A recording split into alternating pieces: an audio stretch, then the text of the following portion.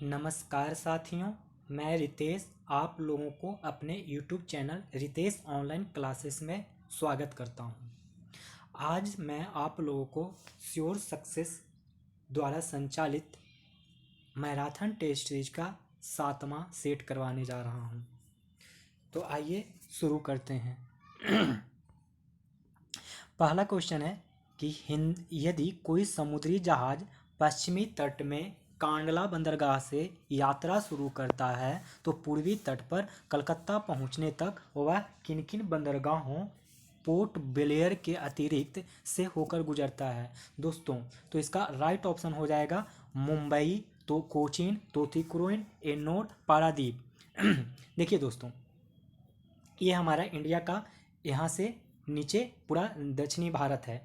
यहाँ पे गुजरात के पास कांडला है और यहाँ पे अंडमान निकोबार है जहाँ की पोर्ट ब्लेयर होते हैं। तो बोला जा रहा है कि इसको आप छोड़ के अगर यहाँ से यहाँ तक जाते हो तो आपको कौन सा पोर्ट मिलेगा। तो सबसे पहले यहाँ से जैसे ही गुजरात से निकलेंगे तो महाराष्ट्र में जो सबसे बढ़िया पोर्ट है वो है मुंबई, फिर जाके मिलेगा कोचीन जो कि केरल में है, फिर मिलेगा तूतीकोरिन, फिर मिलेगा एन्नोर, फिर मिलेगा पारादीप। तो ये मिलेंगे दोस्तों। तो अगला क्वेश्चन हम लोग चलते हैं। यहाँ देखिए कि निम्नलिखित नगरों में कौन कर्क रेखा से निकटतम दूरी पर स्थित है।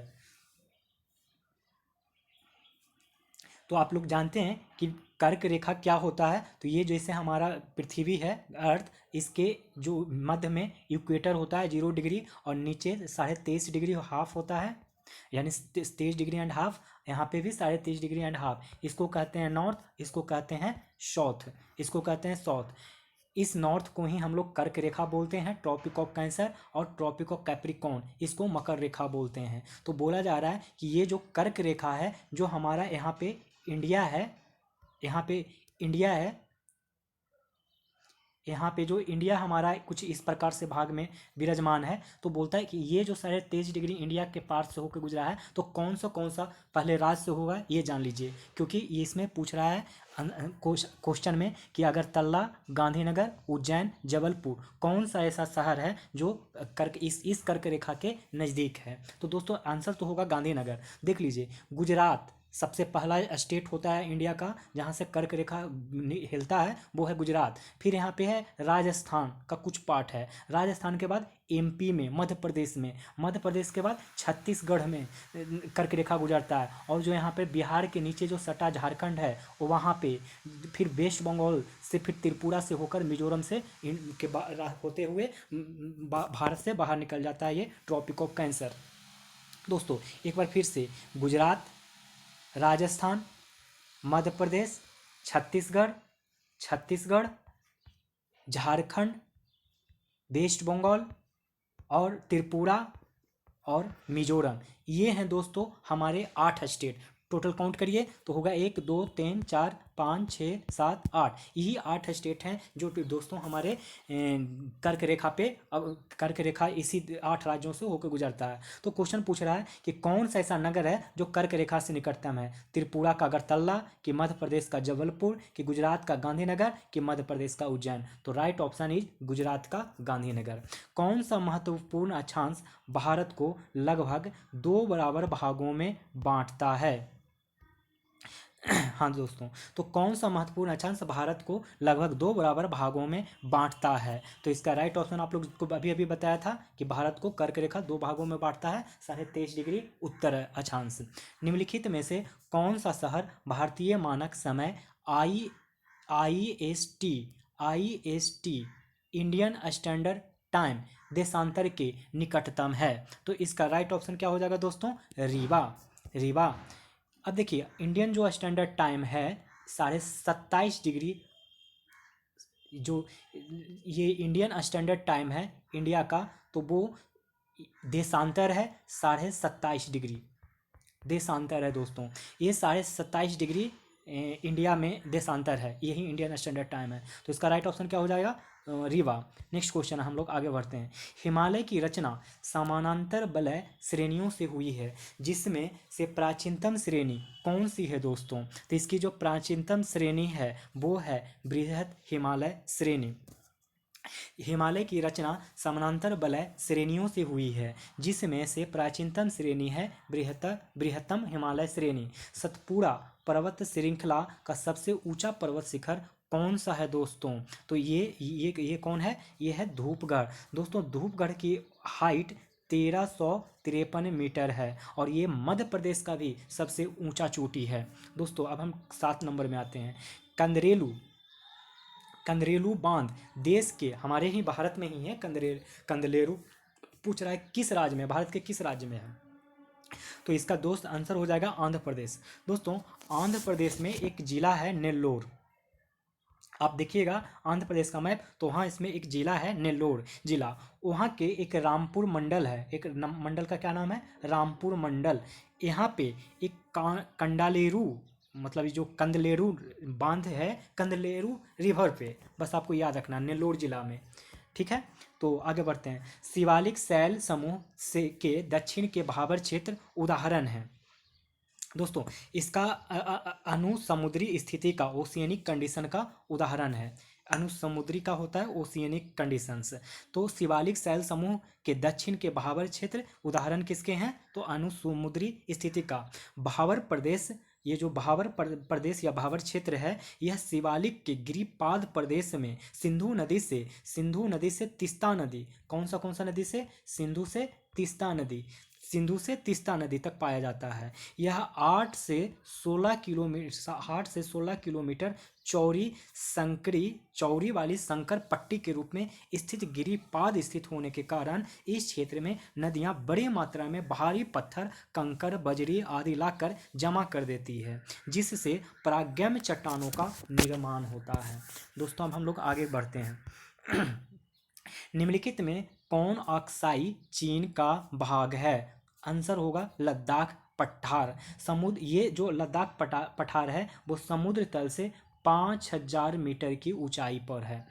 नेक्स्ट क्वेश्चन, निम्नलिखित में से सबसे प्राचीन पर्वत श्रृंखला कौन सी है? ये तो बहुत ही आसान है, अरावली दोस्तों राजस्थान को उत्तर से दक्षिण इस तरीके से बराबर भागों में बांटती है। राजस्थान को उत्तर से दक्षिण में बराबर हिस्सों में बांटती है।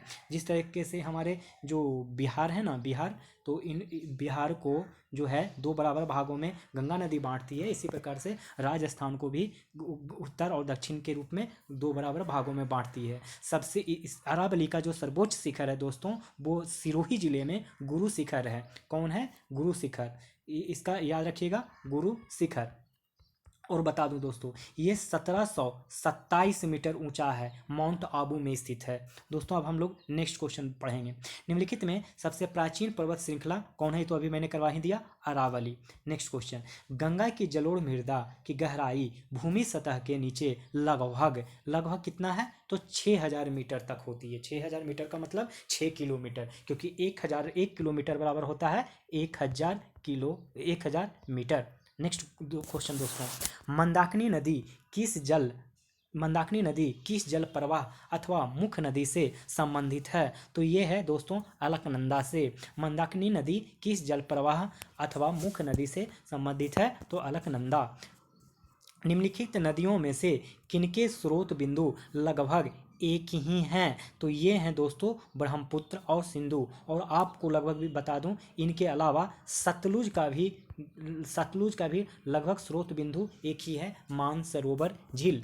निम्नांकित में कौन सी नदी डेल्टा का निर्माण नहीं करती है? तो दोस्तों इसमें नर्मदा और लूनी। देखिए महानदी डेल्टा का निर्माण करती है, गोदावरी भी डेल्टा का निर्माण करती है, नर्मदा नहीं करती है, ये एस्चुरी बनाती है। और लूनी के बारे में आप बात करें तो लूनी कच्छ के रण में जाके सिमट जाती है, कच्छ के रण में जाके गुप्त हो जाती है, विलुप्त हो जाती है। तो इस तरीके से देखा जाए तो ये दोनों तो डेल्टा बनाते हुए नजर नहीं आता है, तो इसलिए ऑप्शन हो जाएगा ई।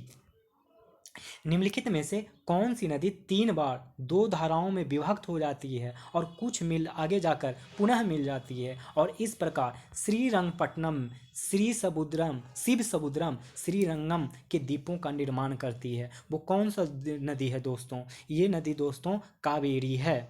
ये नदी कौन सा है? कावेरी। कावेरी के द्वारा ही ये 3 द्वीप का निर्माण करते हैं, श्रीरंगपट्टनम, शिवसमुद्रम और श्रीरंगम। भारत में जो एकमात्र मानव भी कपि पाया जाता है वह दोस्तों असोम का सेवेतभों गिब्बन है। भारत में जो एकमात्र मानवा भी कपि पाया जाता है वह है असोम का श्वेतांबम। अब हम लोग नेक्स्ट क्वेश्चन देखते हैं। कौन सी जनजाति दिवाली में शोक का त्यौहार मनाती है? दोस्तों इसका आंसर हो जाएगा थारू। देखिए दोस्तों एक्चुअली थारू जो है हिंदू धर्म को ही मानता है और हिंदू धर्म के सारे रीति रिवाजों को भी फुलफिल करता है। इसके जो भी हिंदू धर्म त्यौहार मनाते हैं वो सबको करता है। ये अपने आप को, जो थारू जनजाति है दोस्तों, ये अपने आप को मूलतः सिसोदिया वंशीय राजपूत था ना, उसी के ये वंशज मानते हैं अपने आप को। और ये थारू का अर्थ जानते हैं क्या होता है? ये थारू का अर्थ होता है ठहरे, तरहुत, ठिठुरवा, उठवारू, इतने सारे इसके मीनिंग होते हैं। निम्न में कौन धौलाधर श्रेणी क्षेत्र की प्रमुख जनजाति है? 18 दोस्तों गद्दी। निम्न में कौन धौलाधर श्रेणी की जनजाति है? तो हो जाएगा गद्दी। अब आगे देखिए, निम्नलिखित शासकों में किस एक ने 4 अश्वमेध यज्ञ का संपादन किया था? तो ये है प्रवरसेन प्रथम। निम्नलिखित शासकों में किस एक ने 4 अश्वमेध यज्ञ का संपादन किया था? तो प्रवरसेन प्रथम। नेक्स्ट क्वेश्चन, तमिल कविताओं का ओडिसियस किसे कहा जाता है? तमिल कविताओं का ओडिसियस किसे कहा जाता है? वो मणिमेखल इको। तमिल कविताओं का ओडिसियस किसे कहा जाता है? मणिमेखलई को। निम्नलिखित में किस गुप्त राजा का एक अन्य नाम देवगुप्त था? इसका दोस्तों चंद्रगुप्त द्वितीय का नाम देवगुप्त था। देवगुप्त भी था, एक और नाम था, 2 नाम था। एक का नाम देवराज भी बोला जाता था, देवराज। तो देखिए चंद्रगुप्त द्वितीय का 2 नाम हो गया, एक तो देवगुप्त, एक देवराज। आगे बढ़ते हैं। प्रथम गुप्त शासक जिसने परम भागवत की उपाधि धारण की थी वह था? दोस्तों वह, इसमें से कोई ऑप्शन सही नहीं है दोस्तों, इसलिए इसका ऑप्शन ई हो जाएगा। इलाहाबाद स्तंभ अभिलेख निम्नलिखित में से किस एक से संबंध है? तो दोस्तों इसका भी कोई भी किसी से भी संबंध नहीं है, तो इसका ऑप्शन क्या हो जाएगा? ई। इसका ऑप्शन क्या हो जाएगा? ई। हम लोग अब आएंगे नेक्स्ट क्वेश्चन देखेंगे। प्रयाग प्रशस्ति किसके सैन्य अभियान के बारे में जानकारी देती है? दोस्तों इसका आंसर होगा समुद्रगुप्त के में। प्रयाग प्रशस्ति जो है किसके सैन्य अभियान के बारे में जानकारी देती है? तो ये जानकारी देती है समुद्रगुप्त के बारे में। देखिए दोस्तों इनका एक दरबारी कवि थे, समुद्रगुप्त का एक दरबारी कवि थे जिनका नाम था हरिसेन। क्या नाम था? हरिसेन। दोस्तों ये हरिसेन ने ही प्रयाग प्रशस्ति एक लेख लिखा था। प्रयाग प्रशस्ति क्या है? एक लेख है। इस लेख को समुद्रगुप्त द्वारा 370 ईस्वी में कौशाम्बी से लाए गए अशोक स्तंभ में खुदवा दिया गया और इसमें उन राज्यों का वर्णन किया जिन्होंने समुद्रगुप्त से युद्ध किया और हार गए तथा उसके अधीन हो गए। ये था। अब हम लोग क्वेश्चन बढ़ते हैं। ये किस अभिलेख से ज्ञात होता है कि स्कंदगुप्त ने हुनों को पराजित किया था? तो इसका आंसर हो जाएगा भीतरी चित्रा शैली।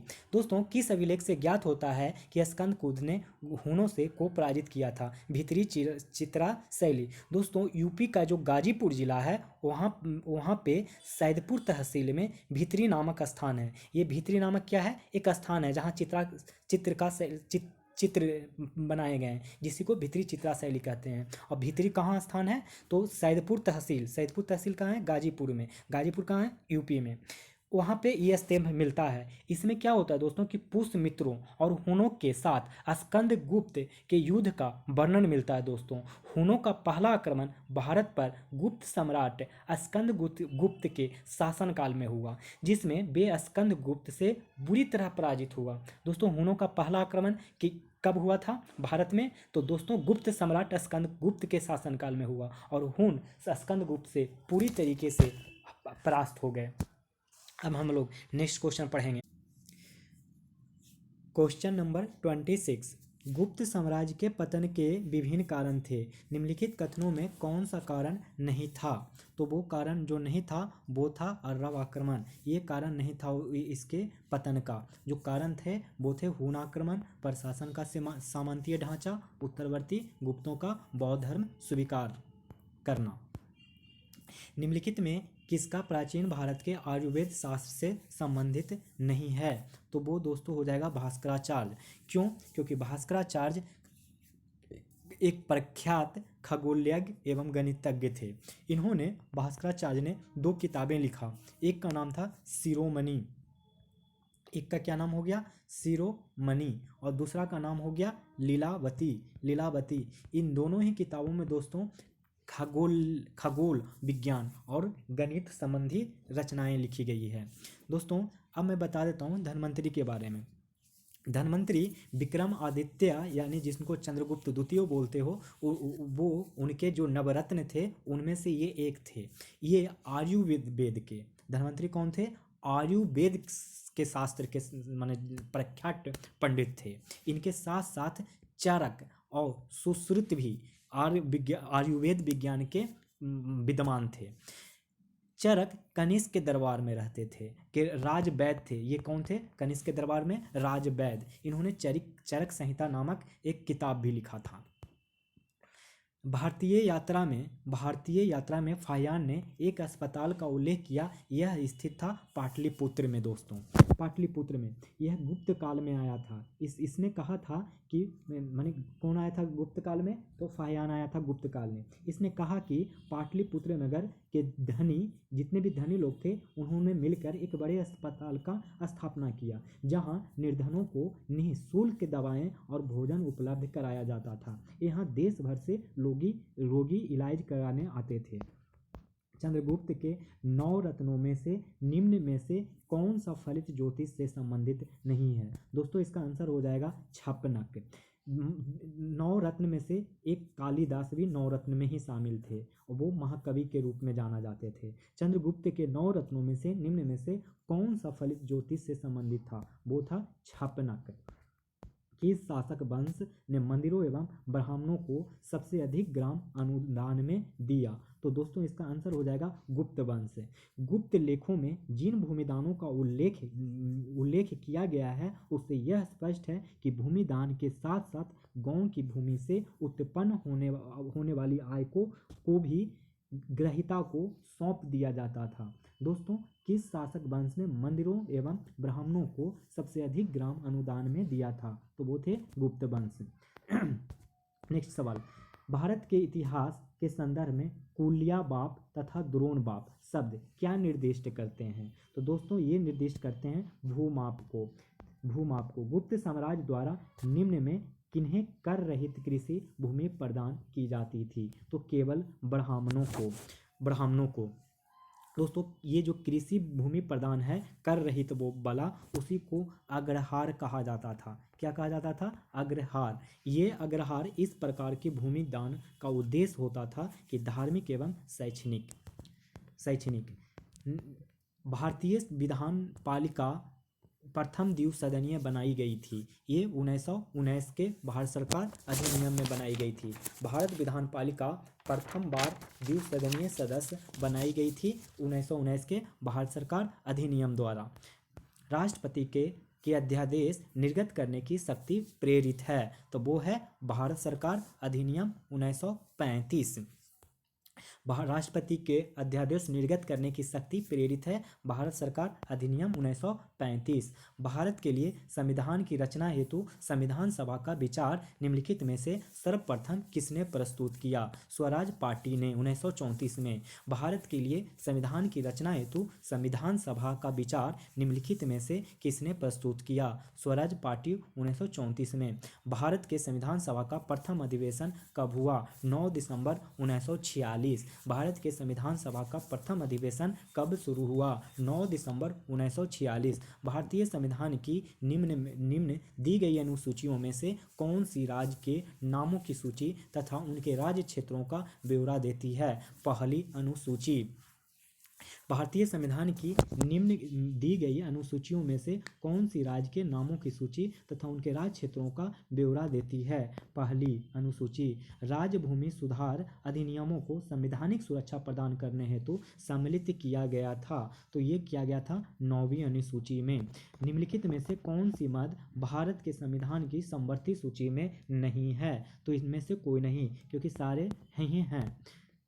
नेक्स्ट सवाल, भारत के संविधान के निम्नलिखित में से कौन सी एक अनुसूची में दल बदल विरोधी कानून विषयक प्रावधान है? 10वीं अनुसूची। दोस्तों, दल बदल 10 से स्टार्ट होता है, 10 से दल बदल और 10 से 10वीं अनुसूची। भारत के संविधान का निम्नलिखित में से कौन सी एक अनुसूची दल बदल विरोधी कानून विषयक प्रावधान है? तो ये हो जाएगा आंसर 10वीं अनुसूची। भारतीय संविधान का प्रस्तावना के सिलसिले में निम्नलिखित में से कौन क्रम सही है? तो वो सही है जो दोस्तों है सार्वभौम सत्ता संपन्न सार्वभौम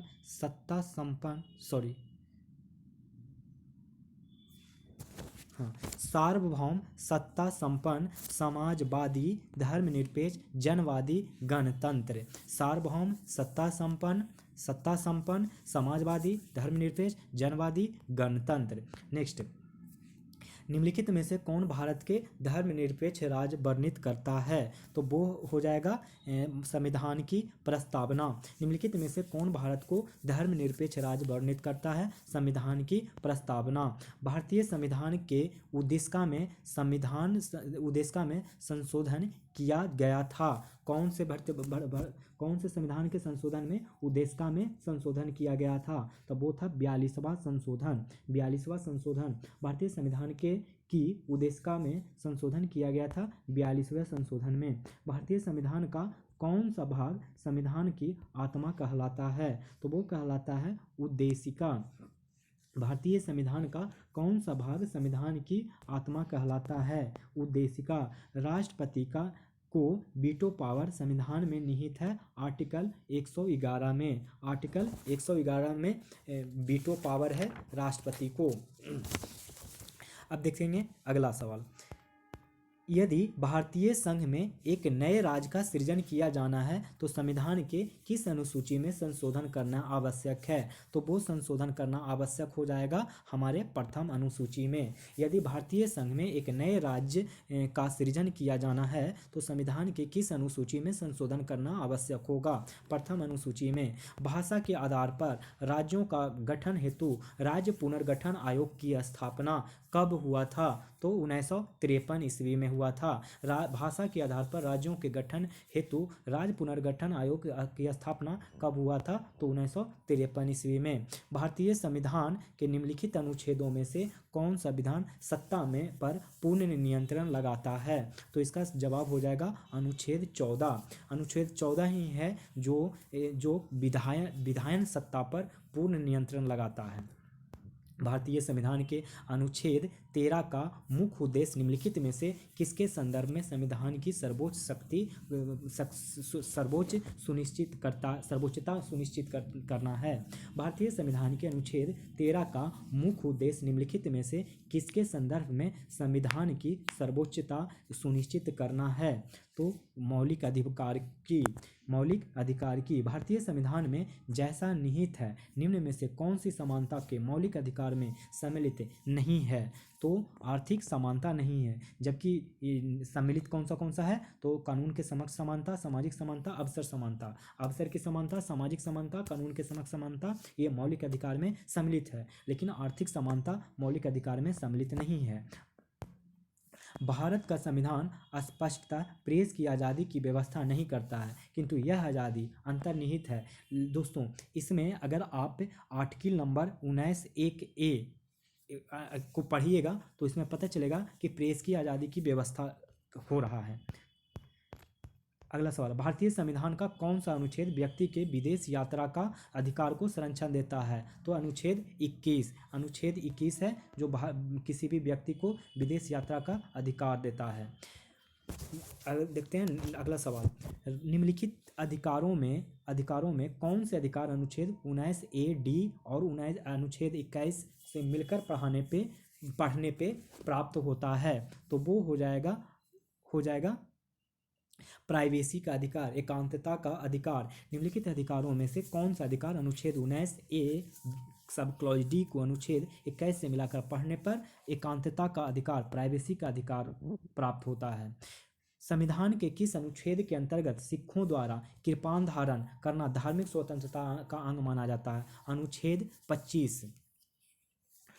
संविधान के किस अनुच्छेद के अंतर्गत सिखों द्वारा कृपान धारण करना धार्मिक स्वतंत्रता का अंग माना जाता है? अनुच्छेद 25। प्राचीन भारतीय गुप्त राजवंश के समय के संदर्भ में कौन सा माने नगर जो है एक घंटाशाला है, कदूरा है, चौल है, किसके लिए विख्यात था? ये विदेशी व्यापार करने वालों के लिए बंदरगाह था। दोस्तों ये जो चोल था वो पश्चिमी तटीय बंदरगाह था, और ये जो घंटाशाला और कदूरा था वो पूर्वी तटीय बंदरगाह था। अगला सवाल, निम्नलिखित में से किसने हून शासक मिहिरकुल को पराजित किया था? ये है यशोधर्मन। आइए इसका साक्ष्य मिलता है हेनसांग की यात्रा वृत्तांत और मंदसौर लेख में। निम्नलिखित में से किसने हून शासक मिहिरकुल को पराजित किया था? यशोधर्मन ने। सुदरक द्वारा लिखी हुई प्राचीन भारतीय पुस्तक मृच्छकटिकम का विषय क्या था? तो ये एक धनी व्यापारी और एक गणिका की पुत्री का प्रेम गाथा था। सुदरक द्वारा लिखी हुई प्राचीन भारतीय पुस्तक मृच्छकटिकम का विषय था, ये विषय था एक धनी व्यापारी और एक गणिका की पुत्री की प्रेम गाथा। ये दोस्तों गुप्तकालीन शासन व्यवस्था में था, गुप्त काल में मतलब ये लिखा गया था। निम्न में से किस भारतीय दर्शन ने परमाणु सिद्धांत का प्रतिपादन किया? तो वैशेषिक ने। वैशेषिक दोस्तों एक दर्शन है और इस दर्शन के अनुसार सृष्टि का निर्माण अणु से हुआ है। महर्षि कणाद इस दर्शन के प्रवर्तक थे। वैशेषिक दर्शन के कौन थे? महर्षि कणाद। अब अगला सवाल, निम्नलिखित युग्मों में से कौन सा भारतीय षड दर्शन का भाग नहीं है? तो दोस्तों इसका आंसर हो जाएगा लोकायत और कपालिक। दोस्तों इसमें एक बार देखना, इससे एक क्वेश्चन नहीं, एक्चुअली 6-7 क्वेश्चन बनेंगे। मैं सब क्वेश्चन को बारी बारी से समझाता हूँ। अगर कोई पूछे कि भारतीय षड दर्शन क्या क्या हैं, कितने भाग हैं, तो बताइएगा 6। कौन कौन? 1 2 3 4 5 6। मेरा नंबरिंग देख लीजिए कैसा है। 1 बोले तो सांख्य, 2 बोले तो योग, 3 बोले तो न्याय, 4 बोले तो वैशेषिक, 5 बोले तो मीमांसा, 6 बोले तो वेदांता। यही षड दर्शन है। ये दर्शन है दोस्तों, और इस दर्शन के कोई ना कोई प्रणेता भी रहे होंगे। जैसे अभी मैंने वैशेषिक के लिए बताया, वैशेषिक के लिए मैंने कणाद बताया था पिछले सवाल में। इसी प्रकार से बताइए कि योग में कौन थे, सांख्य में कौन थे? तो दोस्तों सांख्य में जो थे वो कपिल थे, और योग में जो थे वो पतंजलि थे, न्याय में जो थे वो गौतम थे, और वैशेषिक में तो मैंने बता ही दिया था कणाद, और ये मीमांसा में जैमिनी थे। कौन थे? जैमिनी। और वेदांत में बदरायन थे। तो दोस्तों याद हो गया। एक सांख्य में एक था सांख्य के कपिल, योग के पतंजलि, न्याय के गौतम, वैशेषिक के कणाद, मीमांसा के जैमिनी, वेदांत के बदरायन।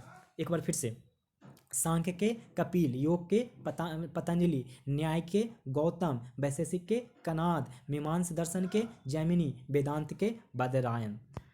लोकायत दर्शन किसको कहा जाता है? दोस्तों लोकायत दर्शन में इनमें से कोई नहीं होगा, यानी ऑप्शन ई, क्योंकि इसका जो ओरिजिनल आंसर होगा वो होगा चार्वाक दर्शन। कौन सा दर्शन? चार्वाक दर्शन। दोस्तों यह एक भौतिकवादी दर्शन है जो भौतिक या सांसारिक सुख को अधिक महत्व देता है। ठीक है, अब देखिए, निम्न में से अद्वैत वेदांत के अनुसार किसके द्वारा मुक्ति प्रदान की जा सकती है? तो वो ज्ञान के द्वारा। निम्न में से अद्वैत वेदांत के अनुसार किसके द्वारा मुक्ति प्राप्त की जा सकती है? तो वो है ज्ञान के द्वारा। ज्ञानदेव मुक्तियः, ऐसा लिखा गया था। 9वीं शताब्दी ईस्वी में निम्नलिखित में से किसके द्वारा चोल साम्राज्य की नींव डाली गई थी? दोस्तों विजयालय के द्वारा चोल वंश की नींव डाली गई थी। दोस्तों, चोल साम्राज्य का स्थापना विजयालय ने किया था, जो आरंभ में पल्लवों का एक सामंती सरदार था। पल्लव वंश का नाम आप सुने होंगे। पल्लव वंश में सामंत के पद पे सरदार के रूप में यही थे विजयालय। इन्होंने 850 ईस्वी में तंजौर पर अधिकार कर लिया था। और उस समय जिस वक्त अधिकार किया था तो पल्लव और पांड्य के बीच में संघर्ष चल रहा था और इसने टोटल 871 ईस्वी तक राज किया था। अगला सवाल, तंजौर का बृहदेश्वर मंदिर निर्मित हुआ था किसके शासनकाल में? तंजौर का बृहदेश्वर मंदिर हुआ था राज प्रथम के काल में। अगला सवाल, निम्नलिखित में से कौन चोल प्रशासन की विशेषता थी? निम्नलिखित में से कौन चोल प्रशासन की विशेषता थी? तो वो विशेषता थी ग्राम प्रशासन की स्वायत्तता। कौन सा मध्यकालीन भारतीय साम्राज्य व्यापक स्तर पर स्थानीय शासन के लिए प्रसिद्ध था? तो मैंने बता दिया ऊपर में ही कि चोल होगा, लेकिन ऑप्शन में चोल है ही नहीं, इसलिए ऑप्शन आंसर ई सही हो जाएगा। कौन सा मध्यकालीन भारतीय साम्राज्य व्यापक स्तर पर स्थानीय स्वशासन के लिए प्रसिद्ध था? तो वो था चोल, जो कि ऑप्शन में नहीं है। चोल के अधीन ग्राम प्रशासन के बहुत सारे ब्यौरे जिन शिलालेखों में हैं वे कहाँ है? तो उत्तर मेरूर। अगला सवाल, चोल शासक के शासनकाल में निम्नलिखित में से कौन सा बैरियम उद्यान प्रशासन का कार्य देखता था? तो वो होगा टोटबारियम। दोस्तों देखिए, चोलकालीन गांवों के गतिविधियों को देख रेख के लिए एक कार्यकारिणी समिति बनाई थी। उसी कार्यकारिणी समिति को बैरियम के नाम से जाना गया, सिर्फ बैरियम। अब जैसे देखिए पंचायत समिति में बना लेते हैं ना कि ये पंच होगा, ये सरपंच हो गया आज के डेट में, उसी प्रकार से उस वक्त बैरियम बोला गया, मतलब पंचायत समिति, एक तरीके से आज के भाषा में समझें। उस पंचायत समिति में बहुत सारे लोग होते हैं, मुखिया होते हैं, पंच होते हैं, सरपंच होते हैं, जिला परिषद होते हैं। उसी प्रकार एरी बैरियम को बोला गया तालाब समिति। कौन सा समिति? तालाब समिति। समत्वसर बैरियम को बोला गया वार्षिक समिति।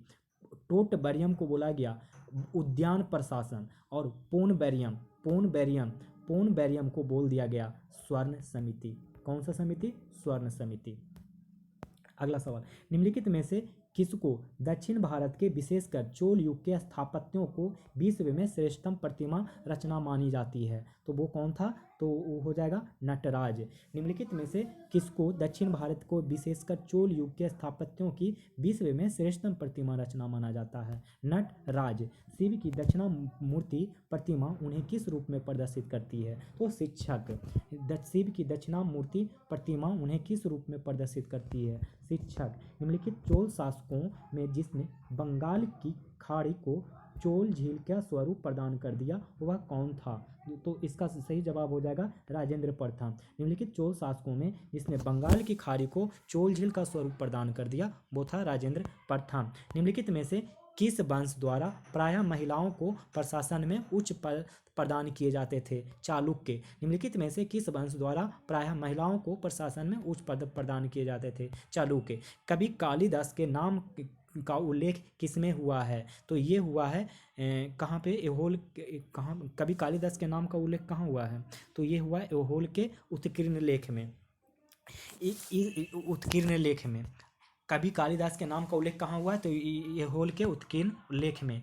आगे देख सुनिए, संस्कृत के कवि और नाटककार कालिदास का उल्लेख हुआ है तो ये हुआ था पुलकेशिन द्वितीय के एहोल अभिलेख में भी। इस अभिलेख में लिखा गया है कि बादामी के शासक पुलकेशिन द्वितीय के इतिहास को जानने का एक सशक्त माध्यम है। यह संस्कृत भाषा में था। कौन सा भाषा था? संस्कृत भाषा में लिखा गया था। लिपि कौन सा था? तो दक्षिणी ब्राह्मणी लिपि था। इसके रचना कौन कौन थे? तो रवि कीर्ति थे। तो कितने प्रश्न हो गया? ये पुलकेशिन द्वितीय का एहोल अभिलेख था, वो कौन से भाषा में लिखा हुआ है? संस्कृत भाषा। उसकी लिपि क्या है? दक्षिण ब्राह्मी लिपि। रचना कौन कौन थे? रवि कीर्ति। पुलकेशिन द्वितीय का एहोल अभिलेख में कौन से शासक का सशक्त माध्यम से जाना जाता है? तो पुलकेशिन द्वितीय।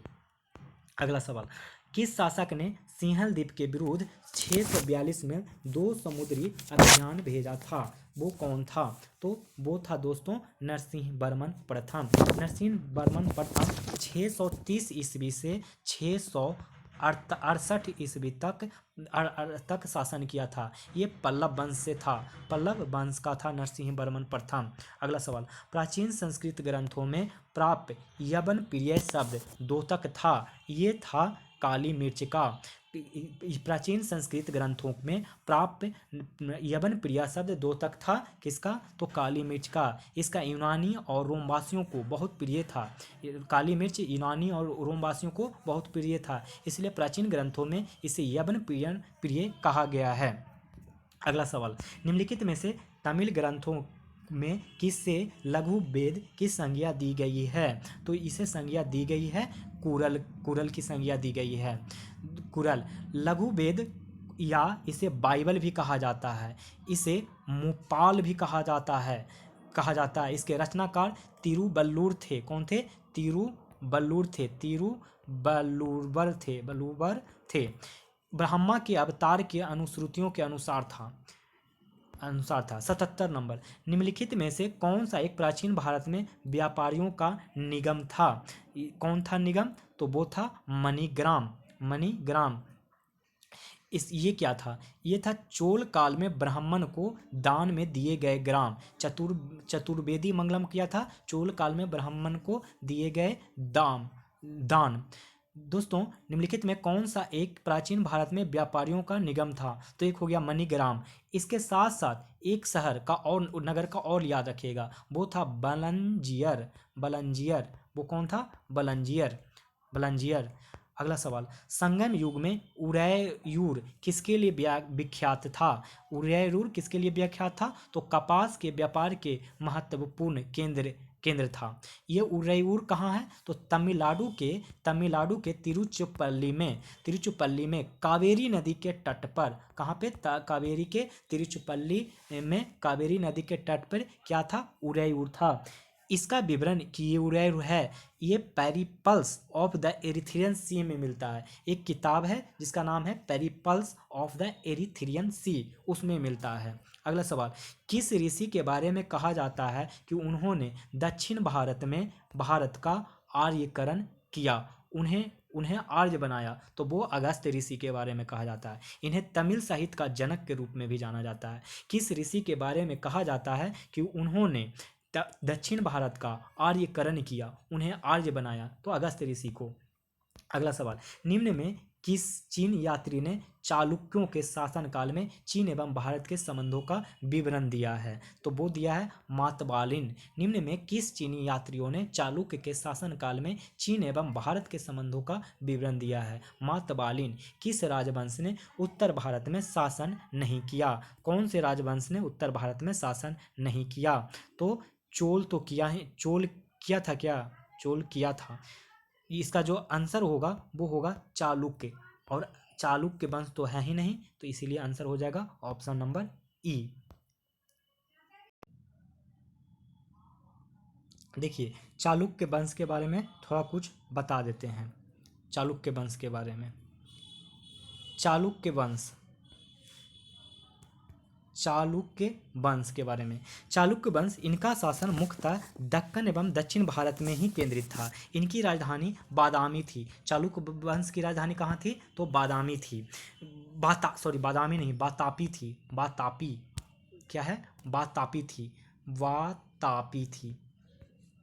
चालुक्य की राजधानी कहाँ थी? बातापी थी। पुलकेशिन द्वितीय बातापी के चालुक्य वंश का सर्वप्रथम शासक था, जिसने हर्षवर्धन को संभवतः पराजित किया था। इनके अतिरिक्त चालुक्यों की कुछ छोटी शाखाएं भी थी, जिसमें सबसे महत्वपूर्ण कल्याणी के चालुक्य थे। कहाँ के? कल्याणी के चालुक्य। अगला सवाल, चालक की वैद्युत प्रतिरोधकता की इकाई है? चालक की वैद्युत प्रतिरोधकता की इकाई ओम मीटर होता है। चालक की वैद्युत प्रतिरोधकता की इकाई ओम मीटर। एक पारसेक तारों संबंधी दूरियां मापने का मात्रक बराबर होता है, वो 3.25 प्रकाश वर्ष। एक पारसेक यानी सीधा सीधी एक पारसेक का वैल्यू 3.25 प्रकाश वर्ष होता है, और इससे हम लोग इस प्रकाश वर्ष जो एक यूनिट है, इससे हम लोग तारों की दूरियां मापते हैं। अगला सवाल, निम्न में से किसका तरंग लंबाई सबसे अधिक होता है? तो इसका रेडियो तरंग का सबसे अधिक होता है। विद्युत चुंबकीय तरंगें होती है, इसका वेवलेंथ लगभग 10 सेंटीमीटर से 100 किलोमीटर तक होता है। रेडियो तरंगे क्या होता है? विद्युतीय चुंबकीय तरंगे। निम्न में से किसकी तरंग लंबाई सबसे अधिक होती है? तो रेडियो तरंगे की। अब देखिए अगला सवाल, 1 माइक्रोन लंबाई प्रदर्शित करती है। दोस्तों इसका कोई ऑप्शन सही नहीं दिया गया है, इसलिए इसका आंसर हो जाएगा ई। लेकिन 1 माइक्रोन जो दर्शाती है वो दर्शाती है 10⁻⁻⁶ माइक्रोमीटर। माइक्रोमीटर। तो देखिए अब नेक्स्ट सवाल, तेल के एक बैरल निम्न में कितने के लगभग बराबर होता है? तो दोस्तों ये भी इसका आंसर सही नहीं दिया गया, क्योंकि सम मीटर में दिया है और आंसर इसका होगा लगभग 159 लीटर। कितना होगा? 159 लीटर। महासागर में डूबी हुई वस्तुओं को स्थिति जानने के लिए निम्न में से किस यंत्र का प्रयोग किया जाता है? तो वो प्रयोग किया जाता है सोनार का। महासागर में डूबी हुई वस्तुओं की स्थिति जानने के लिए निम्न में से किस यंत्र का प्रयोग किया जाता है? तो वो यंत्र कौन सा है? सोनार। ध्वनि की तीव्रता को मापने वाला यंत्र क्या कहलाता है? ध्वनि की तीव्रता को मापने वाला यंत्र ऑडियोमीटर कहलाता है। ध्वनि की तीव्रता को मापने वाला यंत्र क्या कहलाता है? ऑडियोमीटर कहलाता है। पायरोमीटर किसके मापन में प्रयोग किया जाता है? पायरोमीटर उच्च ताप के मापन में प्रयोग किया जाता है। पायरोमीटर किसके मापन में प्रयोग किया जाता है? उच्च ताप के। ध्वनि के स्रोत एवं परावर्ती सतह के बीच न्यूनतम दूरी कितना होना चाहिए जिससे कि प्रतिध्वनि सुनाई पड़े? दोस्तों इसका आंसर होगा 16.5 मीटर, लेकिन लमसम में 17 मीटर ही सही मानिएगा। ध्वनि के स्रोत व परावर्तित सतह के बीच न्यूनतम कितनी दूरी होनी चाहिए जिससे कि प्रतिध्वनि स्पष्ट रूप से सुनाई दे सके? तो हो जाएगा 17 मीटर, यानी कि 16.5 ऑप्शन के हिसाब से। चमगादड़ अंधेरी रात में उड़ सकते हैं और अपना शिकार भी कर सकते हैं, इसका क्या कारण है? दोस्तों इसका कारण है वे पराध्वनि तरंगे निकालते हैं और उन्हीं के द्वारा निर्देशित होते हैं। चमगादड़ अंधेरी रात में उड़ सकते हैं और अपना शिकार भी कर सकते हैं, इसका कारण है वे पराध्वनि तरंगे निकालते हैं और उन्हीं के द्वारा निर्देशित भी होते हैं। इनमें से निम्न में से कौन सी राशि रिक्टर पैमाने पे मापी जाती है? भूकंप की तीव्रता। भूकंप की तीव्रता। अगला सवाल, लगभग 20 डिग्री सेंटीग्रेड के तापक्रम पर किस माध्यम में ध्वनि की गति अधिकतम होगी? लोहा में 20 डिग्री सेंटीग्रेड के तापमान पर ध्वनि की गति अधिकतम होगी। दोस्तों ध्वनि की गति अधिकतम होगी। म्यूजिक कंसर्ट के लिए हॉल की दीवारों को कैसा होना चाहिए? तो वो होना चाहिए ध्वनि की अवशोषण करना चाहिए। उसकी दीवारें कैसा होना चाहिए कि ध्वनि को वो अवशोषण कर ले। स्पष्ट रूप से प्रतिध्वनि सुनने के लिए परावर्तित सतह और सुनने वाले के मध्य कम से कम दूरी होना चाहिए। कितने मीटर का दूरी होना चाहिए? होना चाहिए 16.5 मीटर का दूरी। विश्व स्वास्थ्य संगठन के अनुसार एक नगर के लिए सुरक्षित ध्वनि प्रदूषण स्तर है, तो वो स्तर है 45 डेसिबल। विश्व स्वास्थ्य संगठन के अनुसार एक नगर के लिए सुरक्षित ध्वनि प्रदूषण स्तर है 45 डेसिबल। चंद्रमा के धरातल पर दो व्यक्ति एक दूसरे की बात नहीं सुन सकते हैं क्योंकि चंद्रमा पर वायुमंडल नहीं है। चंद्रमा के धरातल पर दो व्यक्ति एक दूसरे की बात नहीं सुन सकते हैं, जिसका कारण है कि चंद्रमा पर वायुमंडल नहीं है। एक जैव पद्धति में जिसमें प्रासर्व ध्वनि का उपयोग किया जाता है वो है सोनोग्राफी। एक जैव पद्धति में जिसमें प्रासर्व ध्वनि का उपयोग किया जाता है वो हो जाएगा, आंसर क्या हो जाएगा? सोनोग्राफी। जब सितार और बांसुरी पर एक ही स्वर बजाया जाए तो उनसे उत्पन्न ध्वनि का भेद निम्नलिखित में अंतर के कारण होता है, तो वो होता है केवल ध्वनि गुणता। जब सितार और बांसुरी पर एक ही स्वर बजाया जाए तो उनसे उत्पन्न ध्वनि का भेद निम्नलिखित में अंतर के कारण होता है, केवल ध्वनि गुणता। अगला सवाल, जब दो लोग आपस में बात करते हैं तब कितने डेसिबल ध्वनि उत्पन्न होती है? लगभग 30 डेसिबल। लगभग 30 डेसिबल। भारतीय रेलवे भारत के किस राज्य में दुनिया का सबसे ऊंचा सेतु बांध बना रहा है? तो वो हो जाएगा हरियाणा। हरियाणा। भारतीय रेलवे भारत के किस राज्य में दुनिया का सबसे ऊंचा सेतु बांध बना रहा है? तो हरियाणा। मेरियम वेबस्टर डिक्शनरी ने किस शब्द को 2021 का बर्ड ऑफ द ईयर चुना? तो वो हो जाएगा वैक्सीन। मेरियम वेबस्टर डिक्शनरी ने किस शब्द को 2021 का बर्ड ऑफ द ईयर चुना? वैक्सीन। किन 3 देशों के तटरक्षक बलों के बीच त्रिपक्षीय सैन्य अभ्यास दोस्ती आयोजित हुआ? तो ये दोस्ती आयोजित हुआ है मालदीव, भारत और श्रीलंका। दोस्ती अभ्यास मालदीव, भारत और श्रीलंका। धरती के एस्टेरॉयड के हमले से बचाने के लिए दुनिया का पहला डार्ट मिशन किसने लॉन्च किया है? तो लॉन्च किया है नासा ने। धरती को एस्टेरॉयड के हमले से बचाने के लिए दुनिया का पहला डार्ट मिशन नासा के द्वारा लॉन्च किया गया है। किस राज्य के थुलमा कंबल को जीआई टैग मिला है? तो वो मिला है उत्तराखंड के। किस राज्य के थुलमा कंबल को जीआई टैग मिला है? तो उत्तराखंड को। आईसीसी टी20 विश्व कप 2021 में प्लेयर ऑफ द सीरीज कौन बने हैं? David Warner. आईसीसी टी20 विश्व कप 2021 में प्लेयर ऑफ द सीरीज कौन बने हैं? David Warner. Sao Paulo grand prix 2021 का खिताब किसने जीता है? तो वो जीता है वाल्टेरी बोटास ने। साओ पाउलो ग्रैंड प्रिक्स किसने जीता है? तो वो जीता है वाल्टेरी बोटास ने। बांग्ला उत्सव किस राज्य में मनाया गया? तो बांग्ला उत्सव मेघालय राज्य में मनाया गया। बांग्ला उत्सव मेघालय राज्य में मनाया गया।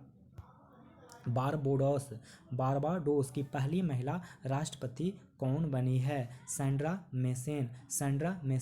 बारबाडोस की पहली महिला राष्ट्रपति कौन बनी है? सैंड्रा मेसेन। किस जापानी अभिनेत्री को यूनेस्को गुडविल एम्बेसडर बनाया गया है? किस जापानी अभिनेत्री को यूनेस्को गुडविल एम्बेसडर बनाया गया है? नाओमी कावासे। किस जापानी अभिनेत्री को यूनेस्को गुडविल एम्बेसडर बनाया गया है? तो Naomi Kawase. Mrs India worldwide queen कौन बनी है? Mrs India worldwide queen कौन बनी है? तो वो बनी है Pooja Badlani. Mrs India worldwide queen कौन बनी है? पूजा बदलानी। किस संस्था को इंदिरा गांधी शांति पुरस्कार 2021 से सम्मानित किया गया है? किस संस्था को इंदिरा गांधी शांति पुरस्कार 2021 से सम्मानित किया गया है? प्रथम। किस संस्था को इंदिरा गांधी शांति पुरस्कार 2021 से सम्मानित किया गया है? प्रथम। इसे हमें हसे कला चर्चा में है। इस कला का संबंध किस राज्य से है? इस कला का संबंध कर्नाटक से है। हसे कला चर्चा में है। इस कला का संबंध किस राज्य से है? तो कर्नाटक से। भारत की सबसे अमीर व स्वनिर्मित महिला अरबपति कौन हैं? तो वो हैं फाल्गुनी नायर। भारत की सबसे अमीर व स्वनिर्मित महिला अरबपति कौन है? फाल्गुनी नायर। किस देश में कोरोना के इलाज के लिए दुनिया की पहला एंटीवायरल गोली मॉलनुपिरेविर को मंजूरी दे दिया है? तो वो हो जाएगा ब्रिटेन। मोलनुपिरेविर को मंजूरी किसने दिया है? तो ब्रिटेन ने। केंद्र शासित यानी कि यूनियन टेरिटरी जम्मू कश्मीर का नया यूटी पक्षी किसे घोषित किया है? तो वो घोषित किया है कलीज फिसेंट। केंद्र शासित प्रदेश जम्मू कश्मीर का नया यूटी पक्षी किसे घोषित किया है? तो कालीज फिसेंट को। बुकर प्राइज 2021 को किसे सम्मानित किया गया है? तो किसे सम्मानित किया गया है जो बताएंगे? डैसन गैलगेट को। देश का चौथे सर्वश्रेष्ठ नागरिक सम्मान पद्मश्री पुरस्कार सम्मानित होने वाली पहली भारतीय महिला फुटबॉलर कौन बन गई हैं? वो बन गई हैं ओइनम बेम्बेम देवी। ओइनम बेम्बेम देवी देश के चौथे सर्वश्रेष्ठ नागरिक सम्मान पद्म श्री पुरस्कार से सम्मानित होने वाले पहले भारतीय महिला कौन बन गई है? तो ओइनम बेम्बेम देवी। ओइनम बेम्बेम देवी किस भारतीय शहर को यूनेस्को द्वारा दुनिया भर के सबसे रचनात्मक शहरों के नेटवर्क में शामिल किया गया है? तो वो शामिल किया गया है श्रीनगर को। किस भारतीय शहर को यूनेस्को द्वारा दुनिया भर को सबसे रचनात्मक शहरों के नेटवर्क में शामिल किया गया है? तो श्रीनगर को। ग्लोबल ड्रग पॉलिसी इंडेक्स 2021 में शीर्ष देश कौन रहा? तो शीर्ष देश नॉर्वे रहा। ग्लोबल ड्रग पॉलिसी इंडेक्स 2021 में शीर्ष देश कौन सा रहा? तो नॉर्वे। वैश्विक जलवायु परिवर्तन सूचकांक 2022 में भारत किस स्थान पे रहा? तो इसका आंसर हो जाएगा 10वां। वैश्विक जलवायु परिवर्तन सूचकांक 2022 में भारत किस स्थान पे रहा? तो 10वां।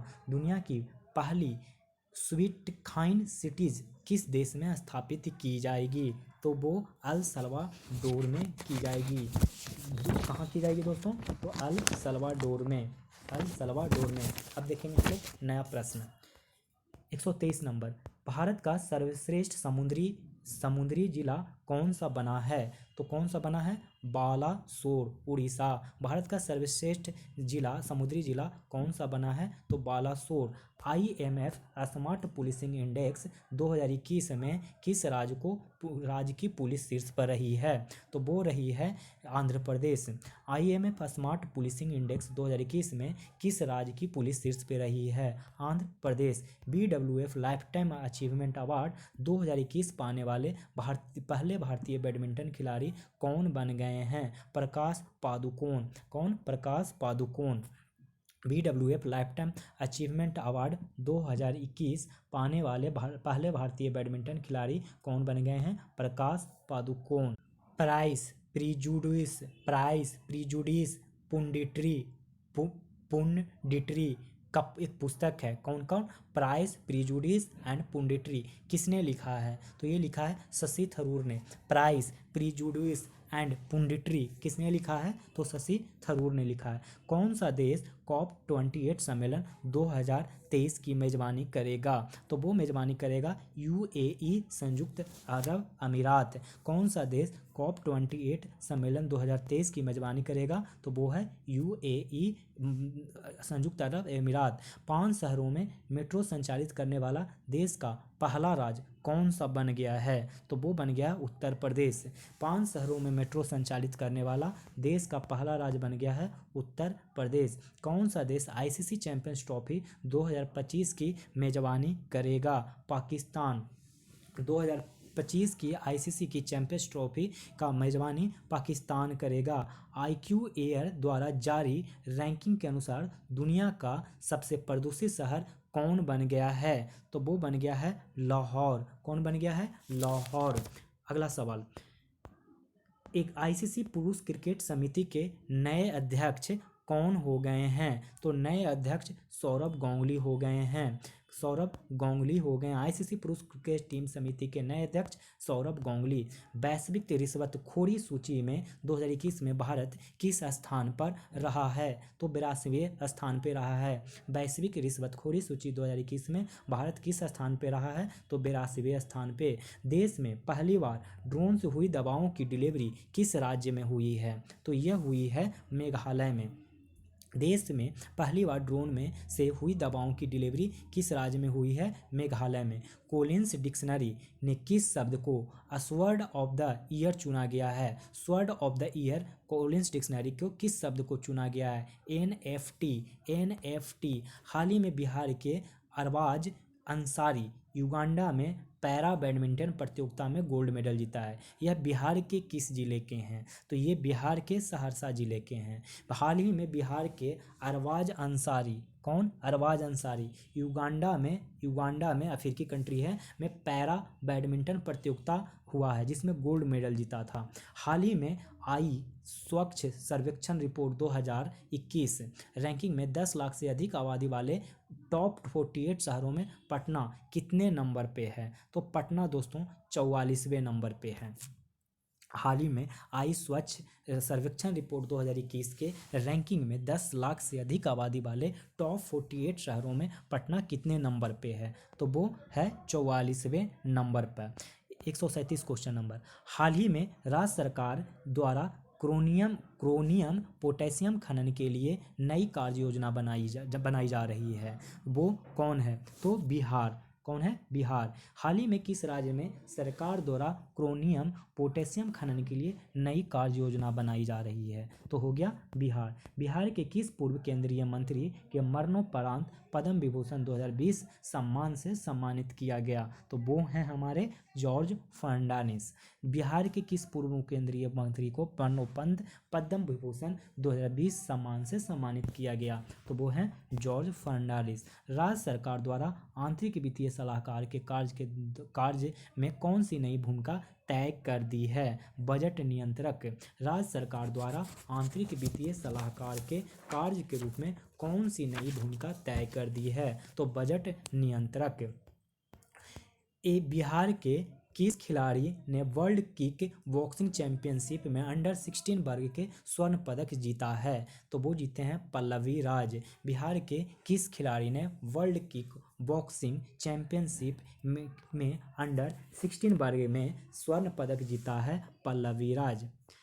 तो इस तरीके से दोस्तों 140 क्वेश्चन खत्म हुआ 150 के क्वेश्चन में। यहाँ से सब मैथ के प्रश्न हैं, आप देख लीजिए और बना लीजिए, और इसके आंसर मुझे कमेंट बॉक्स में भेज दीजिए, या फिर इसका आंसर चाहिए तो आप कमेंट में मैसेज करिएगा इसके आंसर का, तो मैं आपको आंसर भी प्रोवाइड कर दूंगा।